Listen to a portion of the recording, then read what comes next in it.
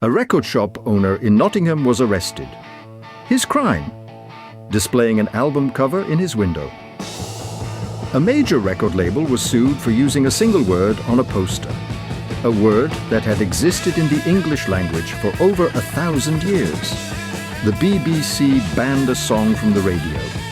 It reached #1 anyway, and the British government, in its desperate attempt to silence 4 working-class kids from London, did the one thing you should never do to a punk band. They made them famous. This is the story of Never Mind the Bollocks. Here's the Sex Pistols. An album that spent exactly 1 week being recorded, got its band dropped by 2 labels before it was even finished, and became the most controversial record in British history. But here's what nobody tells you about the Sex Pistols. The chaos wasn't an accident. There was a man pulling every string, a failed boutique owner who'd read too much French philosophy and decided to use a rock band as a weapon. By the time anyone figured out what he was really doing, Britain had already changed forever. His name was Malcolm McLaren, and he wasn't a music manager. He was an art school dropout obsessed with a French idea called situationism, the theory that you could use spectacle and provocation to expose how fake and hollow mainstream culture really was. He ran a clothing shop on the King's Road in London that sold bondage trousers and t-shirts designed to offend. And one day in 1975, he decided a band would be a much more effective weapon than a shirt.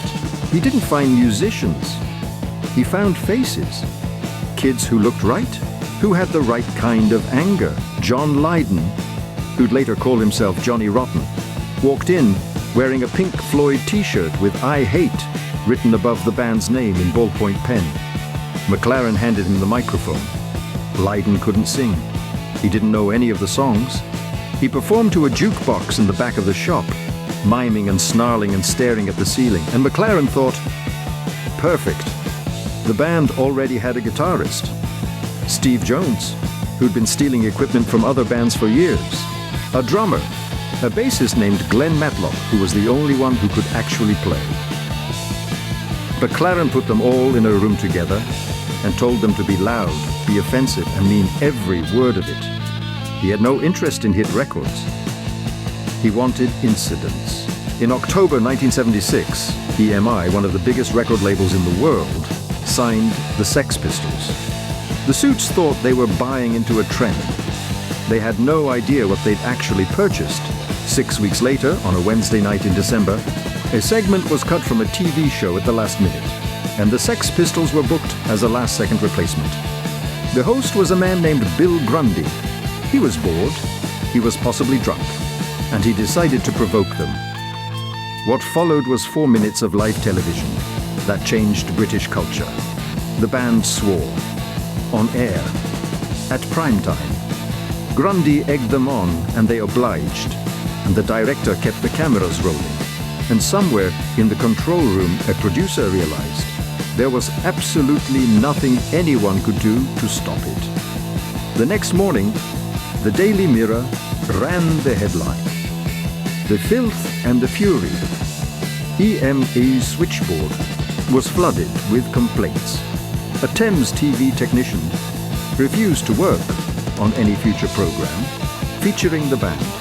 A coach driver drove his bus into a wall after hearing the interview on the radio, though that one was probably unrelated. EMI dropped them 3 months after signing them. The Pistols kept the £40,000 advance. A&M Records signed them next, outside Buckingham Palace, at 8 in the morning. McLaren had specifically chosen the location, the most establishment address in Britain, for the most anti-establishment band alive. Inside the A&M offices afterward, the band destroyed a bathroom. 6 days later, A&M terminated the contract. They kept the £75,000. 2 labels, 0 albums released, £115,000 in advances pocketed. McLaren was delighted. This wasn't failure. This was the whole point. Every firing was a front page. Every front page was a new audience. Every new audience was a recruit. A small independent label called Virgin Records run by a 26-year-old named Richard Branson, decided that where EMI and A&M saw a catastrophe, he saw an opportunity. In May 1977, Queen Elizabeth II celebrated her Silver Jubilee, 25 years on the throne. The country was festooned with flags and bunting, and Virgin released a Sex Pistols single. It was called God Save the Queen. The cover showed the monarch with a safety pin through her nose. The BBC banned it immediately. ITV banned it. Most high street chains refused to stock it. A pressing plant refused to press it. Virgin's warehouse was raided. Branson was arrested, not for the music, but for displaying the word on a promotional van driving through London. And then, on the week of the Jubilee itself, the band hired a boat and played a concert on the River Thames, sailing past the Houses of Parliament. Police boats intercepted them. McLaren and Branson were arrested on the dock. The crowd that had gathered cheered. When the charts came out that week, God Save the Queen was listed at number 2. Number 1 was Rod Stewart. Almost no one believed it. A song that had been banned from the radio, refused by the shops, and actively suppressed. Still selling more than almost anything in the country. The official chart compiler later admitted there had been irregularities. Many in the industry believed it was number 1, and the chart was quietly adjusted. So the BBC didn't have to acknowledge a banned record at the top of the charts during the Queen's Jubilee. The album finally came out in October 1977.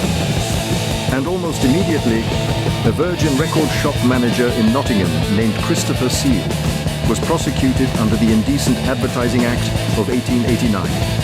His crime? Displaying the word Bollocks in his shop window. Virgin fought it. They brought in a linguistics professor named John Sutherland, who testified under oath that the word bollocks derived from the Old English word bealucas, meaning a young bull, and had been used for centuries as an informal term for a clergyman's sermon, as in, that was a load of old bollocks. A term of dismissal, of irreverence, perfectly common language. The magistrate acquitted Seal. He noted that the word had been used for centuries and that the prosecution had failed to establish it was indecent by any reasonable standard.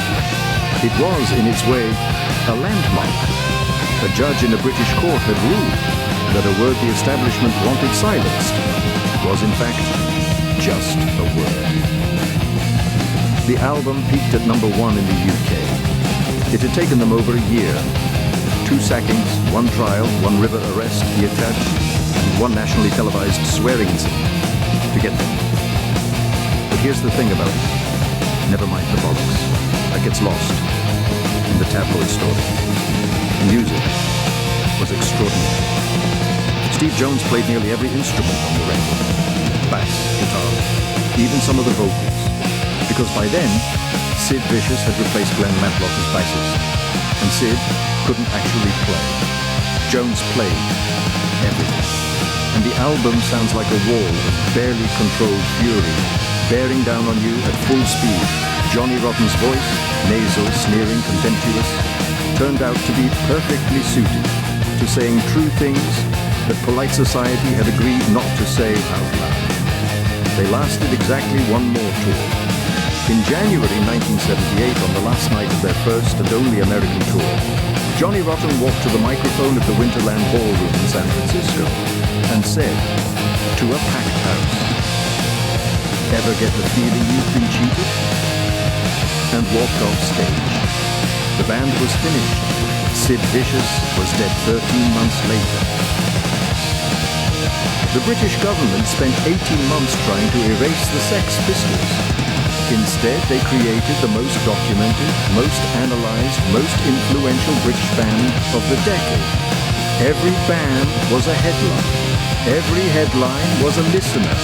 Every listener was a recruit to the idea that the rules about what music should sound like, who should make it, what words were allowed, were just that. Rules made by people. Breakable. The Clash Formed because of the Sex Pistols, Joy Division, The Cure, Susie and the Banshees, U2. Every band that rewrote the 1980s drew a direct line back to 4 nights at a boutique on the King's Road. McLaren got exactly what he wanted. He just didn't expect anyone to actually listen to the music. So let me ask you something. What's a song or an album? The establishment tried to kill. One that got bigger because they tried to bury it. Tell me in the comments. I'll break it down next.